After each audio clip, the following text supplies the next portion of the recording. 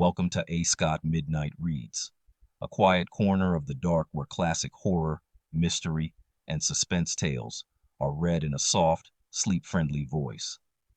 If you enjoy this kind of slow, atmospheric storytelling, like, comment, subscribe, and tap the notifications for future uploads. And if, like me, you keep a sleep playlist, feel free to add this video to your nightly rotation. Thanks for listening. Tonight's story is The Picture in the House by H.P. Lovecraft. A traveler seeks shelter from a storm in a remote farmhouse, where an old man studies a book of violent images and calmly explains a method of survival that depends on what he eats. Settle in, let your thoughts drift, and let the dark do the rest.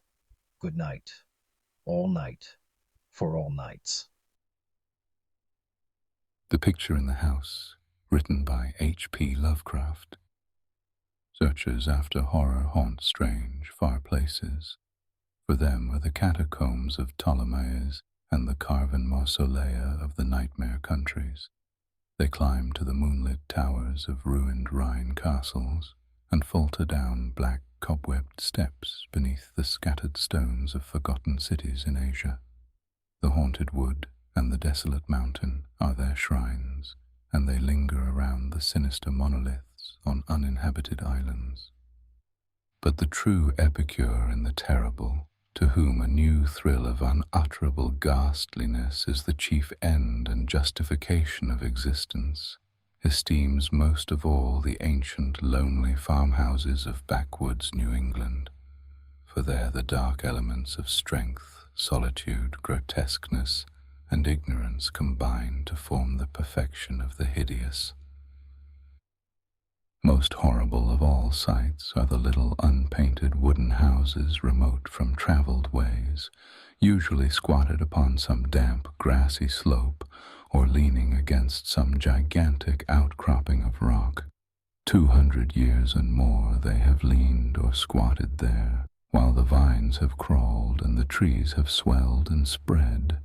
They are almost hidden now in lawless luxuriances of green and guardian shrouds of shadow.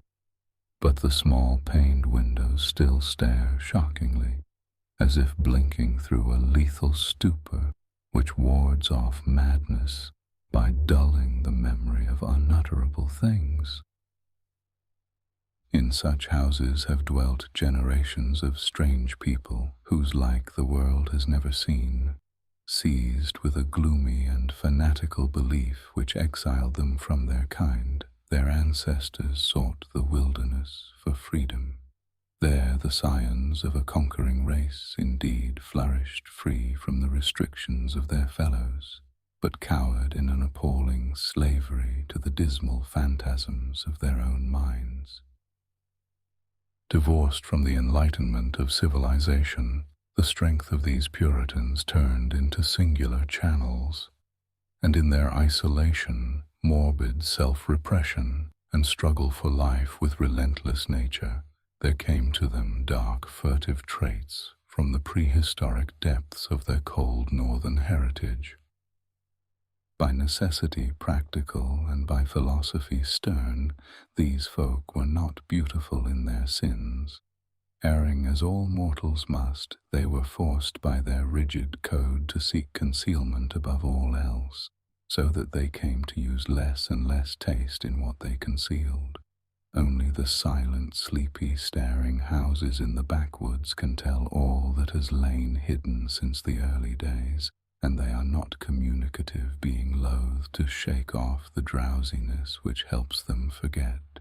Sometimes one feels that it would be merciful to tear down these houses, for they must often dream. It was to a time-battered edifice of this description that I was driven one afternoon in November 1896, by a rain of such chilling copiousness that any shelter was preferable to exposure. I had been traveling for some time amongst the people of the Miskatonic Valley in quest of certain genealogical data, and from the remote, devious, and problematical nature of my course, had deemed it convenient to employ a bicycle despite the lateness of the season. Now I found myself upon an apparently abandoned road which I had chosen as the shortest cut to Arkham, overtaken by the storm at a point far from any town, and confronted with no refuge save the antique and repellent wooden building which blinked with bleared windows from between two huge leafless elms near the foot of a rocky hill. Distant though it was from the remnant of a road, the house nonetheless impressed me unfavorably the very moment I espied it. Honest, wholesome structures do not stare at travelers so slyly and hauntingly, and in my genealogical researches I had encountered legends of a century before which biased me against places of this kind. Yet the force of the elements was such as to overcome my scruples, and I did not hesitate to wheel my machine up the weedy rise to the closed door, which seemed at once so suggestive and secretive. I had somehow taken it for granted that the house was abandoned, yet as I approached it I was not so sure. For though the walks were indeed overgrown with weeds, they seemed to retain their nature a little too well to argue complete desertion. Therefore, instead of trying the door, I knocked, feeling as I did so a trepidation I could scarcely explain. As I waited on the rough, mossy rock which served as a doorstep, I glanced at the neighboring windows and the panes of the transom above me and noticed that although old, rattling, and almost opaque with dirt, they were not broken. The building, then, must still be inhabited despite its isolation and general neglect. However, my rapping evoked no response, so after repeating the summons I tried the rusty latch and found the door unfastened. Inside was a little vestibule with walls from which the plaster was falling, and through the doorway came a faint but peculiarly hateful odor. I entered, carrying my bicycle, and closed the door behind me. Ahead rose a narrow staircase, flanked by a small door probably leading to the cellar, while to the left and right were closed doors leading to rooms on the ground floor. Leaning my cycle against the wall, I opened the door at the left and crossed into a small, low-ceiled chamber, but dimly lighted by its two dusty windows, and furnished in the barest and most primitive possible way. It appeared to be a kind of sitting room, for it had a table and several chairs, and an immense fireplace above which ticked an antique clock on a mantel. Books and papers were very few, and in the prevailing gloom I could not readily discern the titles. What interested me was the uniform air of archaism as displayed in every visible detail. Most of the houses in this region I had found rich in relics of the past, but here the antiquity was curiously complete, for in all the room I could not discover a single article of definitely post-revolutionary date. Had the furnishings been less humble, the place would have been a collector's paradise. As I surveyed this quaint apartment, I felt an increase in that aversion first excited by the bleak exterior of the house. Just what it was that I feared or loathed, I could by no means define, but something in the whole atmosphere seemed redolent of unhallowed age, of unpleasant crudeness, and of secrets which should be forgotten. I felt disinclined to sit down, and wandered about examining the various articles which I had noticed. The first object of my curiosity was a book of medium size lying upon the table and presenting such an antediluvian aspect that I marveled at beholding it outside a museum or library. It was bound in leather with metal fittings, and was in an excellent state of preservation, being altogether an unusual sort of volume to encounter in an abode so lowly. When I opened it to the title page, my wonder grew even greater, for it proved to be nothing less rare than Pigafetta's account of the Congo region, written in Latin from the notes of the sailor Lopez and printed at Frankfurt in 1598. I had often heard of this work, with its curious illustrations by the brothers Debray, hence for a moment forgot my uneasiness in my desire to turn the pages before me. The engravings were indeed interesting, drawn wholly from imagination and careless descriptions, and represented Negroes with white skins and Caucasian features. Nor would I soon have closed the book had not an exceedingly trivial circumstance upset my tired nerves and revived my sensation of disquiet.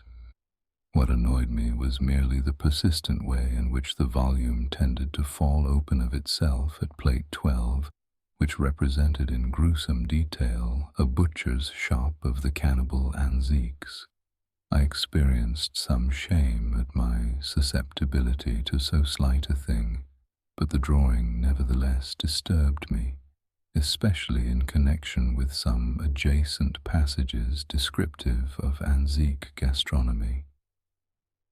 I had turned to a neighboring shelf and was examining its meager literary contents. An 18th century Bible, a Pilgrim's Progress of like period, illustrated with grotesque woodcuts and printed by the almanac maker Isaiah Thomas, the rotting bulk of Cotton Mather's Magnalia Christi Americana, and a few other books of evidently equal age, when my attention was aroused by the unmistakable sound of walking in the room overhead. At first astonished and startled, considering the lack of response to my recent knocking at the door, I immediately afterward concluded that the walker had just awakened from a sound sleep, and listened with less surprise as the footsteps sounded on the creaking stairs. The tread was heavy, yet seemed to contain a curious quality of cautiousness, a quality which I disliked the more because the tread was heavy.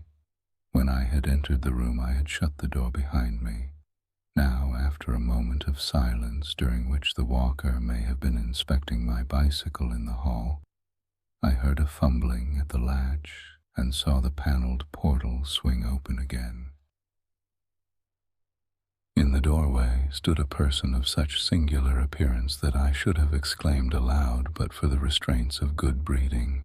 Old, white-bearded, and ragged, my host possessed a countenance and physique which inspired equal wonder and respect.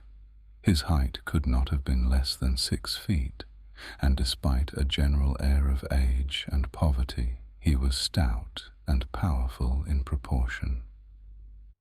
His face, almost hidden by a long beard which grew high on the cheeks, seemed abnormally ruddy and less wrinkled than one might expect, while over a high forehead fell a shock of white hair, little thinned by the years. His blue eyes, though a trifle bloodshot, seemed inexplicably keen and burning. But for his horrible unkemptness, the man would have been as distinguished-looking as he was impressive. This unkemptness, however, made him offensive despite his face and figure. Of what his clothing consisted I could hardly tell, for it seemed to me no more than a mass of tatters surmounting a pair of high, heavy boots, and his lack of cleanliness surpassed description.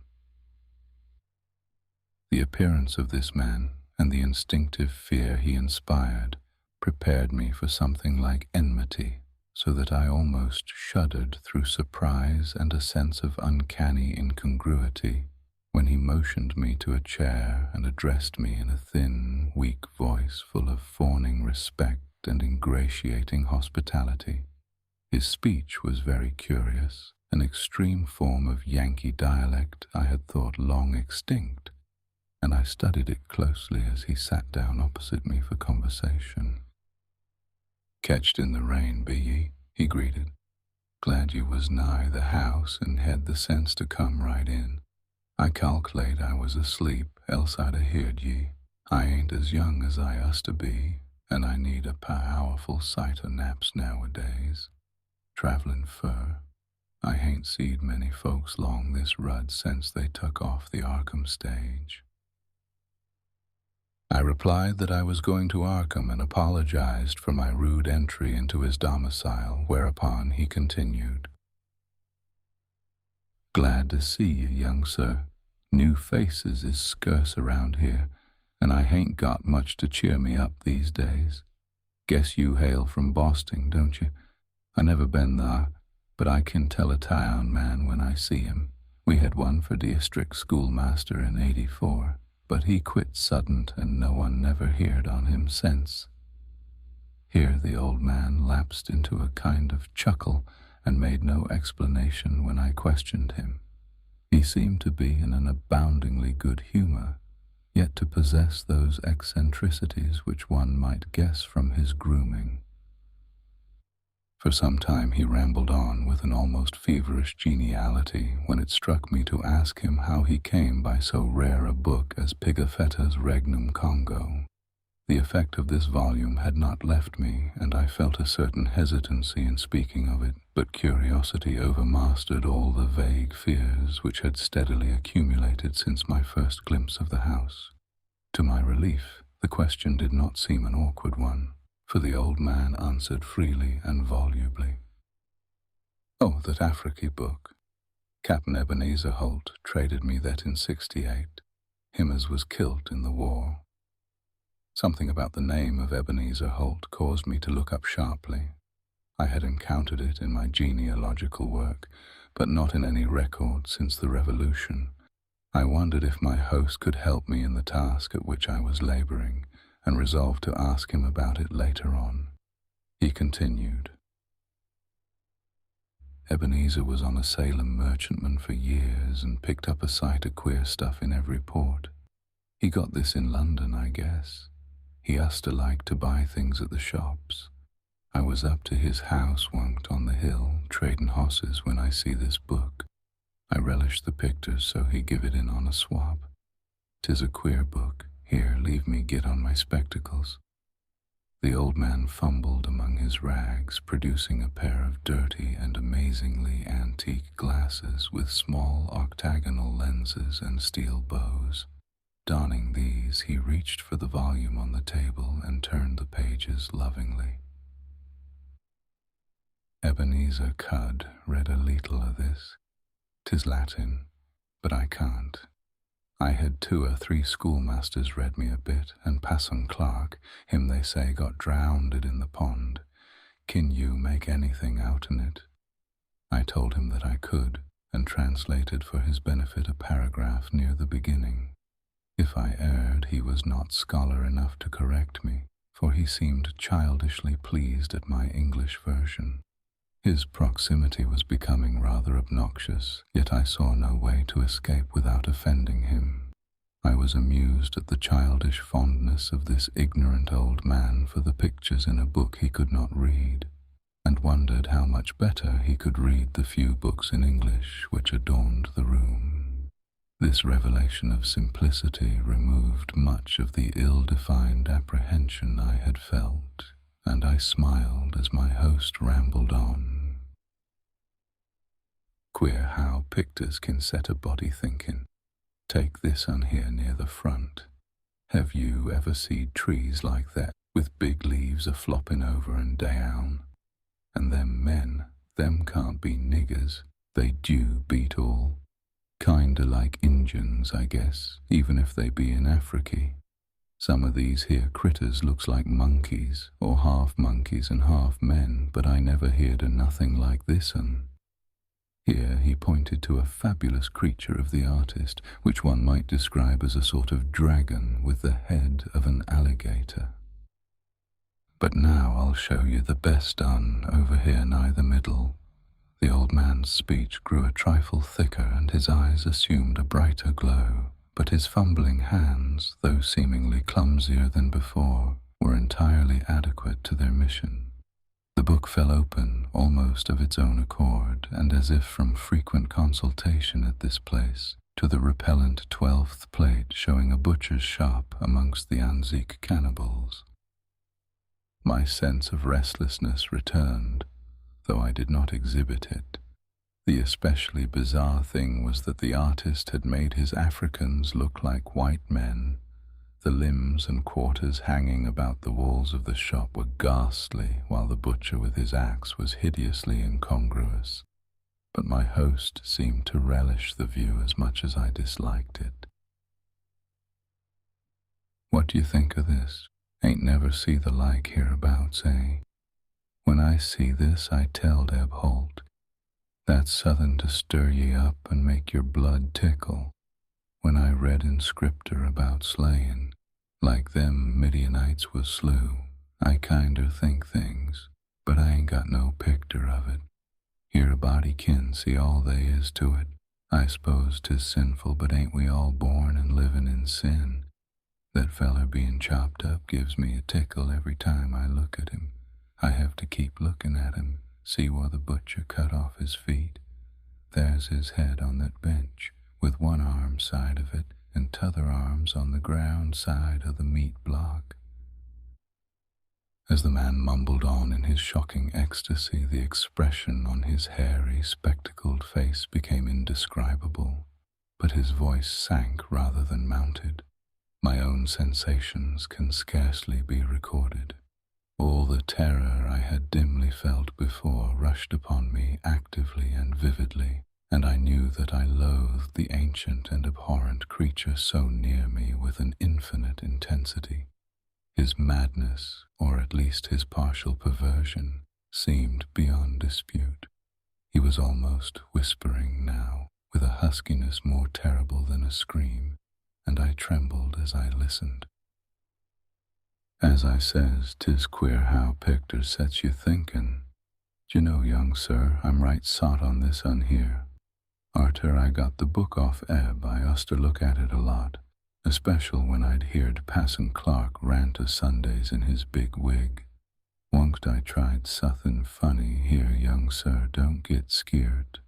All I done was to look at the picter afore I kilt the sheep for market. Killin' sheep was kinder more fun arter lookin' at it. The tone of the old man now sank very low, sometimes becoming so faint that his words were hardly audible. I listened to the rain and to the rattling of the bleared, small-paned windows, and marked a rumbling of approaching thunder quite unusual for the season. Once a terrific flash and peal shook the frail house to its foundations, but the whisperer seemed not to notice it. Killin' sheep was kinder more fun, but do you know, 'twa'n't quite satisfyin'. Queer how a craven gets a holt on ye. As ye love the Almighty, young man, don't tell nobody, but I swore to God that Pictor begun to make me hungry for victuals I couldn't raise nor buy. Here, set still, what's ailin' ye? I didn't do nothin', only I wondered how 'twould be if I did. They say meat makes blood and flesh and gives you new life, so I wondered if 'twouldn't make a man live longer and longer if 'twas more the same. But the whisperer never continued. The interruption was not produced by my fright, nor by the rapidly increasing storm, amidst whose fury I was presently to open my eyes on a smoky solitude of blackened ruins. It was produced by a very simple, though somewhat unusual, happening. The open book lay flat between us, with the picture staring repulsively upward. As the old man whispered the words, "more the same," a tiny spattering impact was heard, and something showed on the yellowed paper of the upturned volume. I thought of the rain and of a leaky roof, but rain is not red. On the butcher's shop of the Anzique cannibals a small red spattering glistened picturesquely, lending vividness to the horror of the engraving. The old man saw it and stopped whispering even before my expression of horror made it necessary, saw it and glanced quickly toward the floor of the room he had left an hour before. I followed his glance and beheld just above us on the loose plaster of the ancient ceiling a large irregular spot of wet crimson which seemed to spread even as I viewed it. I did not shriek or move, but merely shut my eyes.